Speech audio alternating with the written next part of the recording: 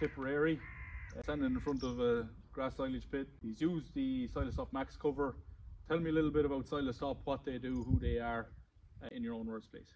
Well, thank you for inviting me to come to this farm in Tipperary. So, Sean, we can see here, as I said already, this is the Silostop Max sheet. It's orange on one side, black on the other side. Explain to me, tell me the details about the sheet. Tell me why it's different than just an ordinary sheet of black polythene. Okay, Silostop, we manufacture an oxygen barrier sheet, and it's 80 microns thick, whereas a standard black sheet can be up to 150 microns. So it's thinner, it's a bit more flexible. The middle layer, this multi-layer sheet, is EVOH. That is your oxygen barrier, and that prevents any oxygen getting into the clamp and out of it.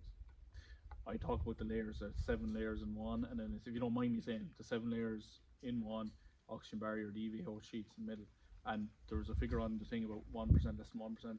So, Sean, as I said already, we're standing in front of a Silostop Max sheet. Tell me why this is different than an ordinary sheet of black polythene. It doesn't let any oxygen through it, hardly at all. So a standard sheet will let up to 300 cubic centimetres of oxygen through over 24 hours. Silostop only lets through less than 1% of oxygen over 24 hours.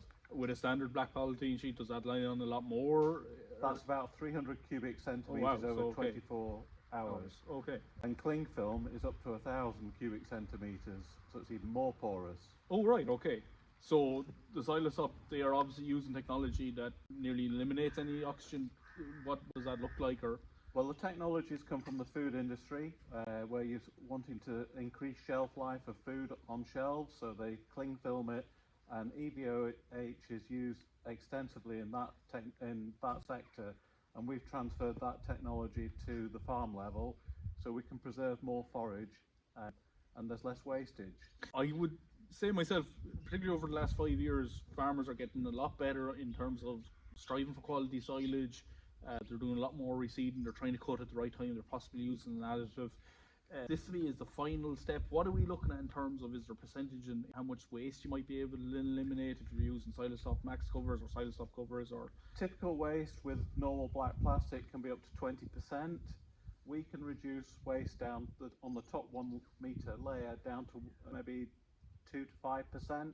So it's a massive difference. Okay, so if you had a pit with 300 tonne in it at 40 or 50 euro tonne, that's a big saving, like, you know. Of course, yeah. Okay. And so that it really negates the extra cost of the one sheet. And we've got to make life easier for people. Just one sheet as opposed to putting 2 down possibly.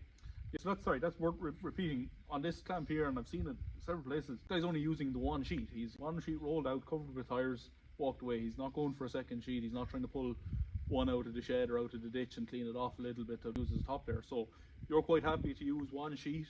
Absolutely, yes. Okay. It works really well, and what's great is this guy's got the sheet up the right way round, so orange up, and it's orange on one side and black on the underside. The orange reflects the sunshine, so it keeps the top layer cooler as well. I often say to guys, you imagine if you're after making silage on a really hot day, put your hand down the black plastic, you maybe scald yourself. If the orange is quite good, then that's going to affect the silage quality, especially in the first metre of the pit, isn't it? One handy tip: on each of our packing rolls, there's a QR code which you can put your camera to, and you can scan the code, and it shows you how to properly sheet the clamp as well with the Silostop.